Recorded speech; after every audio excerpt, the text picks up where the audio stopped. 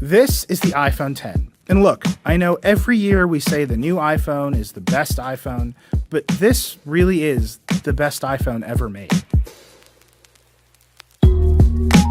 Now, we've been waiting for this phone for a long time now. Apple says it's a complete reimagining of what the iPhone can be, and there's a lot of major changes here. Apple's gotten rid of the home button, there's no more fingerprint sensor, there's an OLED screen, the first on an Apple phone. You unlock it just by looking at it. There's all kinds of new gestures for navigating.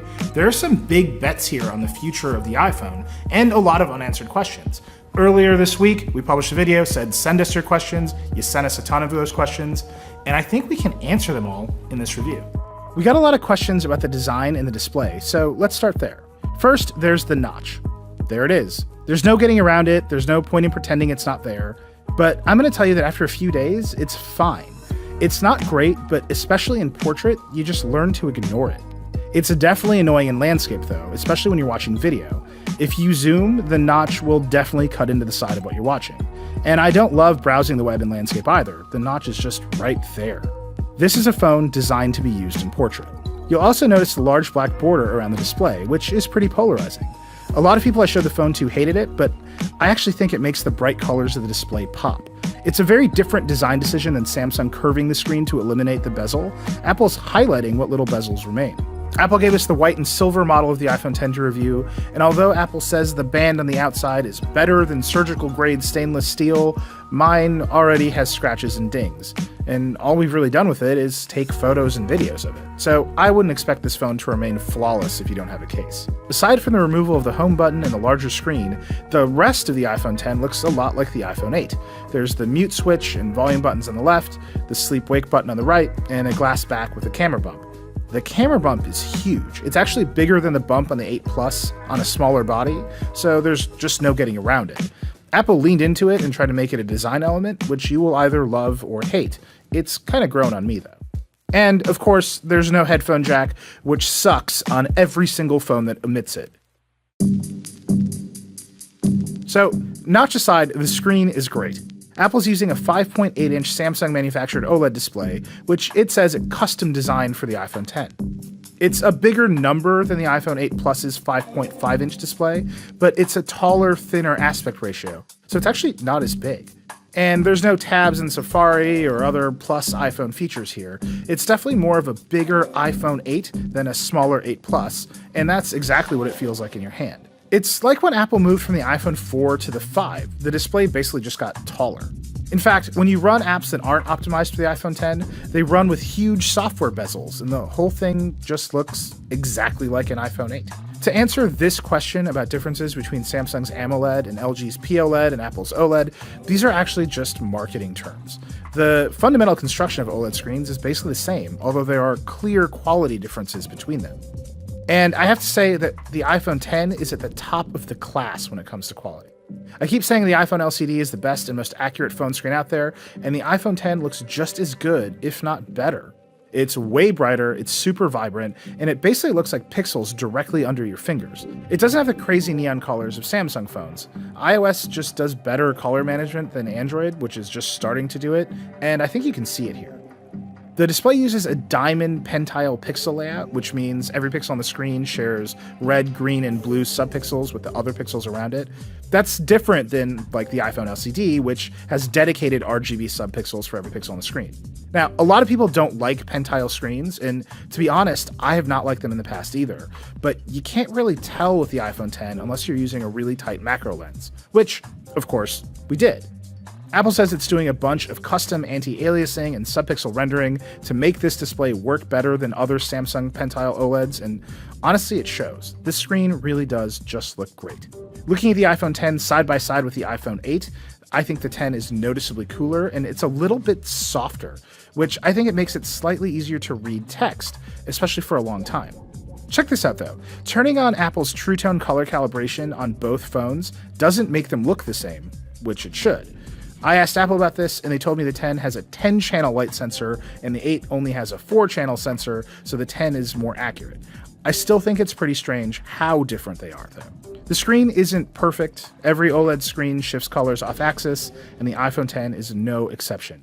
It definitely gets bluer if you tilt the phone back and forth along either axis, but it's nothing like the Pixel 2 XL, which goes blue if you just shift the phone in your hand a little bit. It's one of those things that doesn't leap out at you, but you'll notice it if you're looking for it. A lot of you asked us about burn-in, and I haven't seen any yet, but it's early, so I asked Apple about it, and they told me that they've also done a ton of work with the screen and the operating system to limit burn-in. Every OLED screen eventually does suffer burn-in though, so we're just gonna have to wait and see if the iPhone X really is better than the competition. By far the most questions we got were about Face ID, and I'm just gonna answer this one up front. You don't have to use it. You can just leave it off and enter a passcode. But I think you're gonna want to use it because most of the time it works great. It really does just work. You look at your phone, it unlocks. There are a couple of times when it doesn't work just great, and you're gonna have to adjust to make it work better, but I don't think it's actually that big of a deal. You just have to get used to the change. You can point a cheap camcorder with night vision at Face ID to see it working, and it's pretty awesome when you do. The iPhone X has an IR light, a dot projector, and an IR camera all tucked into that notch at the top of the screen. When you wake up the phone, the IR light goes off, and if the IR camera sees a face, the dot projector flashes a pattern of 30,000 dots. The camera then takes a 2D photo, which gets turned into a mathematical depth model, which is sent to the secure enclave on the A11 chip and matched against the stored value. And if it matches, you're in. This all happens really fast. All of this means that Face ID works just fine in the dark. It's shining its own little IR flashlight on you. That little flashlight is the blinking light a lot of you asked about in our previous videos, which you actually can't see. Our camera sensors just pick it up. When you're using the phone, Face ID checks to see if you're paying attention every so often, which is what blinks that IR light. If you're not paying attention, the phone aggressively dims the screen and eventually goes to sleep to save the battery. It's a neat trick. Now, there are some situations where it doesn't unlock. In our preview video, I had some problems walking around in bright sunlight and under some fluorescent lights. And a lot of you pointed out that I was holding my phone kind of far away from myself as I walk around, which is how I normally hold my phone. And it turns out you might be right. I asked Apple about it and they said the optimal distance for Face ID to work is 25 to 50 centimeters or about 10 to 20 inches. And that's a little bit closer than I normally hold my phone. Here, I actually have a measuring tape here, which is great. And we can just take a look. So here's that, here's 20 inches. And this is definitely a little bit closer than where I normally hold the phone. And when I'm lying down in bed or on the couch, I actually hold my phone a little bit closer than 10 inches normally, and Face ID struggles. So you have to adjust how you're gonna hold the phone, where you're holding the phone to make it work better. You also have to look at it pretty directly, which means unlocking while the phone is sitting on a table is out unless you look over the phone. We got a bunch of questions about Face ID privacy, but I don't think there's much to be worried about there. Face ID never really takes or stores a photo of your face. The regular front camera is only used during setup so you can see yourself.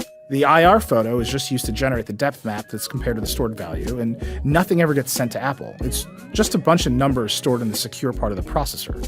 Now, obviously every system can be hacked, but you shouldn't worry about a bunch of photos of your face being sent to iCloud or whatever. It's just not how it's designed. If you weren't worried about Touch ID, you probably shouldn't worry about Face ID. A lot of you also asked about how fast Face ID is, and the answer is that it varies. Most of the time, in normal lighting conditions, it's so fast that it's almost like not having a passcode on your phone. You pick up the phone, swipe up, and you're in, just like the old swipe to unlock days. But other times, it takes a second. Again, I think that's mostly under different lighting conditions. It's basically the same amount of irritation as a fingerprint scanner. Sometimes your fingers are wet and you have to enter the passcode, and sometimes the light's weird and you have to move the phone closer to your face and wait a second. It's fine. The one thing I will add about Face ID is that it makes it way harder to discreetly check the phone when you're talking to someone. I pulled out my iPhone 8 and just put my thumb on the sensor all the time to check a notification. With Face ID, you have to really look at the phone, which makes it obvious you're not looking at the person. We're all just going to have to get used to this. You can also use Face ID for Apple Pay, and it's pretty easy. You just double-click the side button, authenticate, and then hold the phone to the reader. To me, it actually makes more sense than Touch ID because you're actively turning Apple Pay on instead of just waving your phone at the card reader and hoping it works. And I think it's pretty nice. Once you look at that new screen and unlock the iPhone X with your face, well, you're using iOS. Apple told me they didn't want to make any drastic changes to the main iOS experience because they thought the removal of the home button was enough. You're going to have to learn a whole bunch of new gestures just to navigate this phone. We got a lot of questions about those gestures too, and once you get used to swiping up to unlock the phone, it's easy to get used to swiping up to go back to the home screen. You have to swipe from the bottom, so if you're playing Temple Run or something and you swipe from the middle, you're going to be fine. I haven't accidentally swiped to go home yet. If you want to switch apps, you either swipe along the bottom of the screen or swipe up and hold. You'll get a little haptic bump and the app switcher will show up. It took me a minute to figure out how to do that move consistently, and a little bit longer to figure out how to consistently use reachability. Actually, lots of you asked about reachability, which is the feature on iPhones that brings the top of the screen down to make one-handed usage easier. I use it all of the time on my 8 Plus, and it's still here. Only now you swipe down about halfway up the icon dock from the home indicator. I couldn't get this to work at all, and then something finally clicked, and I sort of figured it out, but I'm definitely still not perfect at it. I think it's just going to take some time to learn. Once you've brought the UI down, you can swipe on either top corner to open Notification Center or the Control Center, which is nice. I asked Apple why Notification Center is a sheet and Control Center is an overlay, and they told me that it's philosophical. Control Center is supposed to be an always there widget, and Notification Center is supposed to be another screen that slides down. Whatever it is, I think it looks really messy to have two different interface patterns for the same action at the top of the screen, and I really hope Apple just cleans it up. Since there's no home button, you open Siri by holding the side button. Siri is still Siri, which means it's still not great, but there it is. You take a screenshot by holding the top volume button and the side button together, and you turn the phone off by holding either volume button and the side button and then swiping to power off. It sounds complicated, but it's pretty easy to figure out. Screenshots don't have the notch, just a big blank space where the notch is on the phone. And that's a pretty good metaphor for the screen in general. There's a lot of extra space at the top and generally a lot of extra space at the bottom, which means the usable area of apps is way closer to the iPhone 8 than you'd expect. In fact, apps that aren't optimized for the iPhone 10 run with giant software bezels that basically make the phone look like an iPhone 8. You'll run into a lot of unoptimized apps if you buy this thing right away. Gmail, Google Calendar, Spotify, and more all run with software bezels. Apple says it's helping app developers update, and the tools make updating for the 10 a lot easier than the previous cycle for the iPhone 6 size screens, but we'll just see how it goes. I think a lot of big apps will update quickly, more will trickle out over the next year, and then there's just going to be lots that take forever. Delta took like 2 years to update for the iPhone 6. Let's hurry that up, people. You won't find a lot of big new ideas about iOS here, and if you spend a lot of time in unoptimized apps for work like Google Docs and Trello like I do, it's a lot like using an iPhone 8.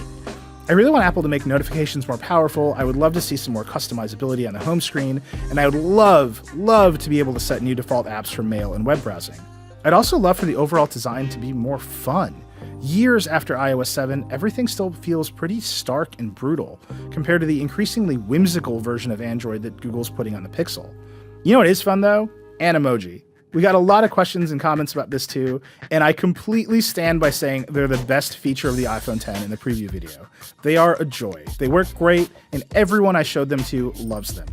Animoji work by lighting up the TrueDepth IR camera and dot projector, but it's not nearly as hardcore as Face ID. There's no depth map or security stuff. It's just motion tracking 50 muscle groups on whatever face it sees. The only time it doesn't work great is when you try to wink. And Apple told me they know about this and suggested it might get better over time. Whatever. I love Animoji, and I'm not afraid to say it in the form of this talking monkey. Now that we have the iPhone 10 and the Google Pixel 2, we're going to do a super in-depth camera comparison video. But here's what I can tell you right now. The iPhone 10 has basically the same cameras as the iPhone 8, and the photos look almost exactly the same. And I tend to prefer the photos from the Pixel 2. The back of the iPhone 10 has two optically stabilized 12-megapixel cameras, one with an f1.8 wide-angle lens and the other with an f2.4 telephoto. That's an upgrade from the 8 Plus, which has an f2.8 non-stabilized telephoto lens. That stabilized telelens is great. These are probably the best zoom photos I've ever taken on a phone. The two rear cameras allow for portrait mode, which works as well as portrait mode on the 8 Plus and also supports portrait lighting. The front camera supports portrait mode and portrait lighting, but I don't think it's very good. Regular photos from the iPhone 10 are fine, and some of them are even great, but I think the Pixel 2 takes more evocative photos with better contrast. The iPhone's dual rear cameras definitely produce better portrait mode photos than the Pixel, and the Pixel definitely produces better portrait photos from the front camera. And I don't think the Samsung Galaxy Note 8 holds a candle to either the iPhone 10 or the Pixel 2. All in all, these are both excellent cameras, and it really comes down to personal preference and how much you value that zoom lens. I think I prefer the Pixel 2's cameras, which just seem to produce absolute winners more often. But like I said, we'll be doing a deep dive video with these cameras soon. Apple says the iPhone 10 should get 2 hours more battery life than the iPhone 7. And while it's been pretty hard to test this week while we've been running the screen and cameras full tilt for this video, I've been pretty impressed. OLED screens generally draw less power than LCDs, and I got great battery life with the iPhone 8, which shares most of the same components as the 10. So just based on what I've seen this week and based on what I know from the iPhone 8, I would expect to go about a full day with the iPhone 10. Just like the iPhone 8, the iPhone 10 supports Qi wireless charging, which means if you have a car like this BMW M550, you can just drop it on the pad and it'll charge up while you go.